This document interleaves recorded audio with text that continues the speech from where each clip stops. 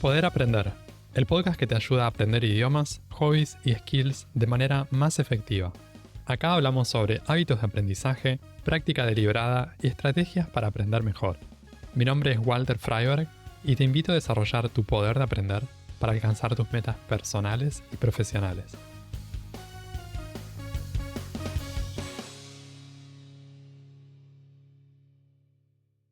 A veces aprender algo nuevo se siente más como recordar que como descubrir.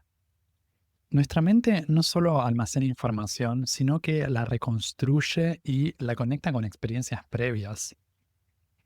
Y si algunos conocimientos no fueran realmente nuevos, sino algo que ya aprendimos antes, de formas que no podemos explicar, ¿hasta qué punto olvidamos lo que aprendemos? ¿Es posible que ciertos recuerdos o habilidades vengan de más atrás de lo que imaginamos? ¿Cómo influye nuestra historia personal en lo que podemos aprender hoy? Estas son algunas de las preguntas que exploramos en el episodio número 90 de Poder Aprender. El proceso de recordar algo y de olvidarlo es muy interesante y es uno de los mecanismos claves que tenemos en el aprendizaje. ¿Cómo hace el cerebro para decidir qué cosas le conviene recordar y cosas le conviene olvidar? El ambiente en el que vivimos tiene tanta información que el cerebro necesita elegir y seleccionar cosas. Por eso partimos de la base de que vamos a olvidar la mayoría de las cosas que vemos y de los estímulos que tenemos a nuestro alrededor.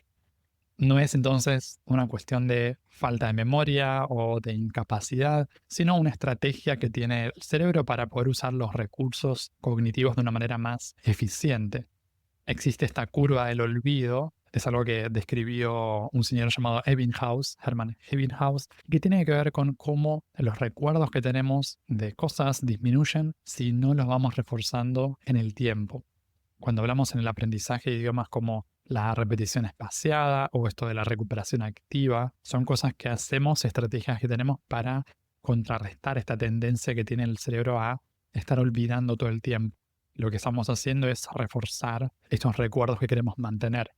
Por otro lado, tenemos algo conocido como habilidades dormidas o que están en estado latente.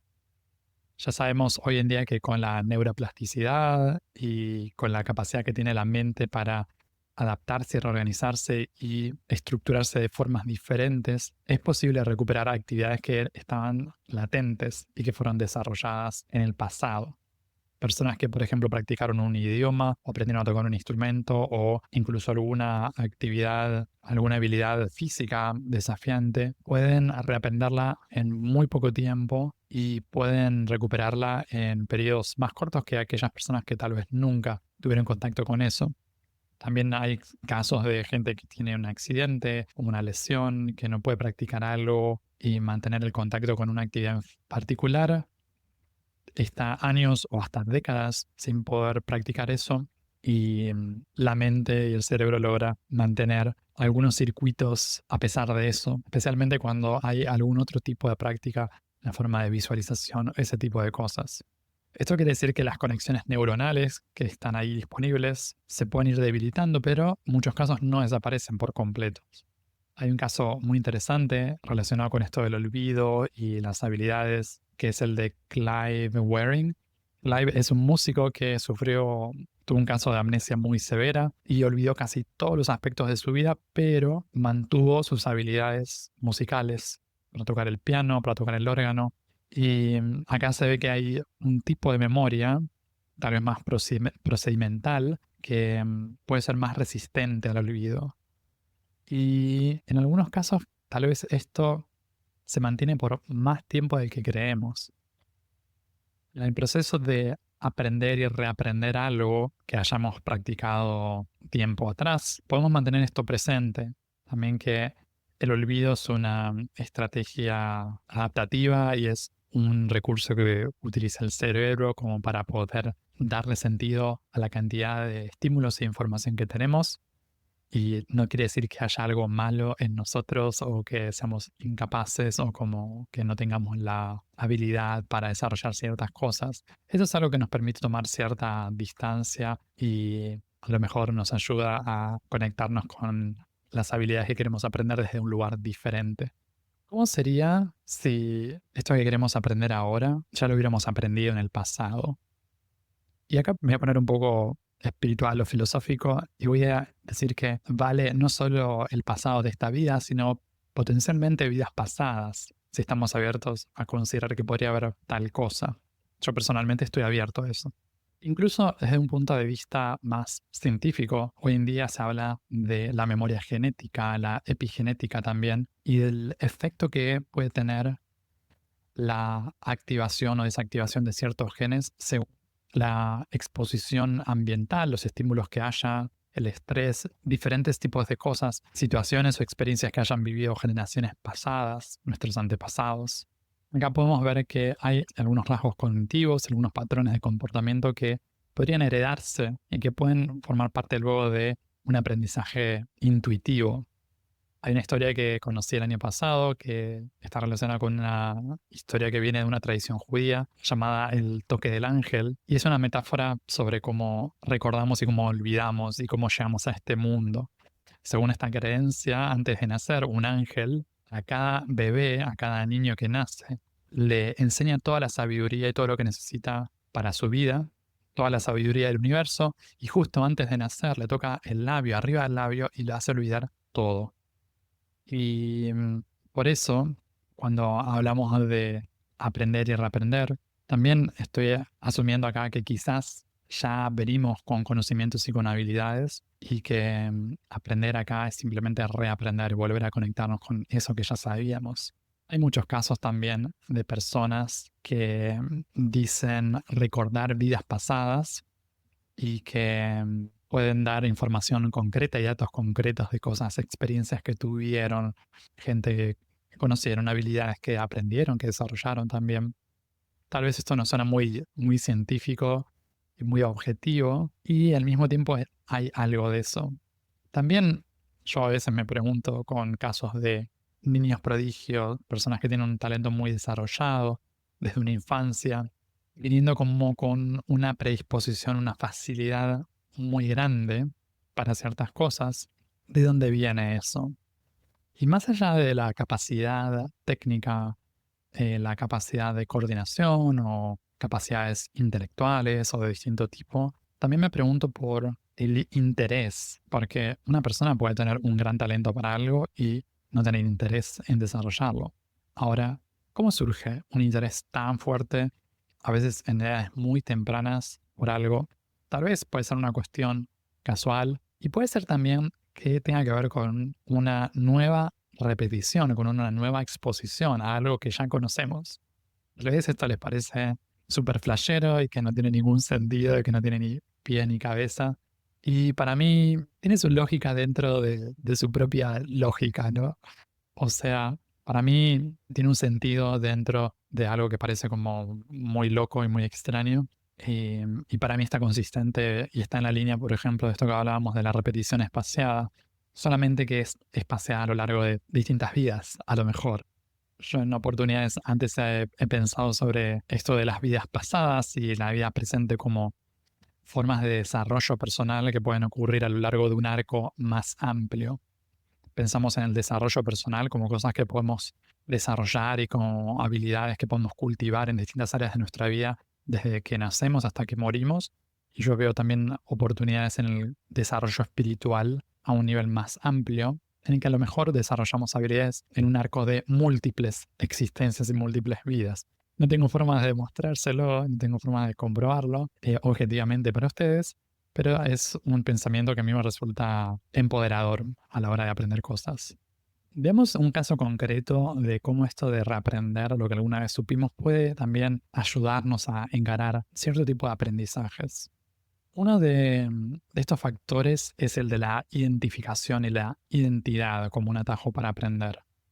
Esto yo lo veo especialmente con gente que aprende idiomas, pero creo que vale también para otras habilidades. En el caso de los idiomas se ve muy palpable porque, en mi opinión, puede ser útil identificarnos en algún punto con los hablantes del idioma que estamos aprendiendo para poder desarrollar esas habilidades.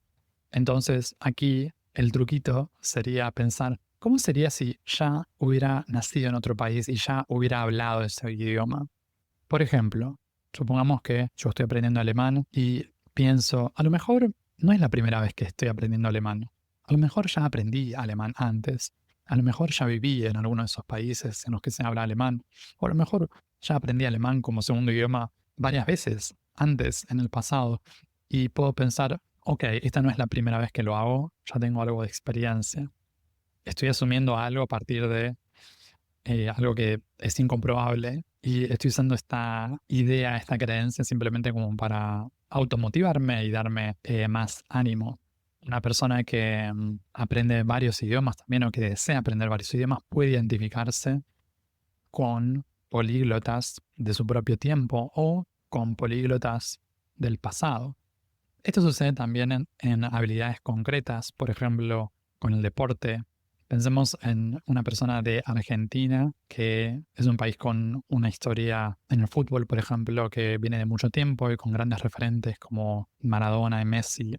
Hay muchos más también. El hecho de identificarse con esas personas y con esa cultura puede tener un efecto positivo en alguien que quiere desarrollar esas habilidades. Claro que no es el único país y no son los únicos futbolistas talentosos, por decirlo, pero puede ser útil. Y esto va más allá del país, porque yo puedo identificarme con ellos y pensar que tuve alguna conexión con Argentina y con el fútbol de Argentina en vidas pasadas también, más allá de haber nacido en Argentina o no. O sea, quizás yo ahora nací en la India, o estoy en Japón, o estoy en Estados Unidos, o en Colombia, o en cualquier parte del mundo, y puedo tomar esa identificación. El hecho de tener un interés en eso en particular para mí es un indicio. No comprueba nada, no es nada concreto y nada objetivo. Para mí es un indicio y da cuenta de cierta inclinación. Al menos es una inclinación de la mente. Una persona en la India, por ejemplo, que ama a Messi y que se ve súper inspirada por Messi, por el fútbol y que decide desarrollarse como futbolista, qué sé yo, a lo mejor no es la primera vez que entra en contacto con eso, a lo mejor esto viene un poco de antes. Entonces es algo que podemos usar a nuestro favor para reforzar esta autoimagen que tenemos de nosotros. Y a propósito de esto de la autoimagen, hay un libro que se llama Psicocibernética, un autor llamado Maxwell Maltz. Y en este libro, básicamente, Maxwell habla de la importancia de la autoimagen, la forma en la que nos vemos y el efecto que eso tiene en las cosas que hacemos y en la vida que vivimos. Creo que puede haber una conexión entre esta autoimagen y los referentes que tomamos, los modelos que tenemos alrededor, lo que vemos posibles en otros. Y para mí esto puede ser con referentes y modelos que tenemos en este momento, en la actualidad, o pensar también en referentes del pasado y pensar, a lo mejor yo estuve también en esa época y a lo mejor yo tuve que ver con eso en el pasado. Nuevamente no es necesario acá tomar partido o decir yo creo en esto o yo no creo en esto. Son simplemente estrategias disponibles que a veces pueden facilitarnos algunas cosas. Por último, creo que un punto interesante de esto de tomar la perspectiva de reaprender a lo que ya supimos es que nos mantiene afilados también en esta posición de una persona que aprende permanentemente, el aprendedor permanente. Es un buen antídoto para no caer en un sesgo de sobreconfianza o de creernos que nos la sabemos todas. Cuando creemos que terminamos de aprender algo, ahí empiezan a aparecer posibles inconvenientes. Dejamos de cuestionarnos nuevas formas, nuevos métodos, entramos en un camino un poco de estrechez y a veces el hecho de considerarnos sabios o súper habilidosos en un tema de repente nos lleva a creer que sabemos todo de otras cosas o que somos muy buenos para aprender todo rápidamente en otras áreas. Y con esto no quiero decir que no me parezca bueno creer que somos buenos aprendiendo, solo que hay una diferencia entre creer que somos buenos aprendiendo y creer que lo aprendimos todo o que completamos, tenemos un conocimiento acabado de algo y como que ya está cristalizado y que no tiene forma de cambiar. Por otro lado, también está esta diferencia entre el conocimiento teórico y la aplicación. De esto he hablado en otros episodios. Y el hecho de conocer sobre algo, de saber sobre algo, no quiere decir que podamos aplicarlo. Por eso también acá importante esto de mantener la actitud humilde, considerando que la práctica o este reaprendizaje está conectado especialmente, tiene un gran valor en lo que tiene que ver con la puesta en práctica, la aplicación del conocimiento. Es interesante también que, como comentaba en el ejemplo este del pianista que tuvo amnesia y que mantuvo las habilidades con el piano, es interesante que esto es una habilidad más práctica y que no es algo de teoría de la información. Sí tiene su aspecto, su lado, pero en este caso es una habilidad más funcional. Y yo creo que esa puede ser una buena noticia. A veces subestimamos el valor de la práctica y creemos que necesitamos tener información y que primero necesitamos haber aprendido todo, conocer toda la teoría y después llega el momento de la práctica. ¿Cómo sería para nosotros si la práctica viniera primero? ¿Cómo sería si pudiéramos primero aprender la práctica, perfeccionar la práctica y la teoría o la información fuera algo secundario? La gente que realmente desea profundizar sus conocimientos en algo y mantenerse actualizada es gente que cuestiona lo que sabe, que sigue cuestionando y buscando formas más efectivas, que sigue buscando formas más efectivas, que sigue viendo maneras diferentes de abordar algo. Un buen ejemplo es el de Steve Jobs y el enfoque que tenía en el diseño de Apple, en los productos de Apple. Él tenía conocimientos muy profundos sobre distintos temas y al mismo tiempo buscaba nuevas formas de pensar los productos.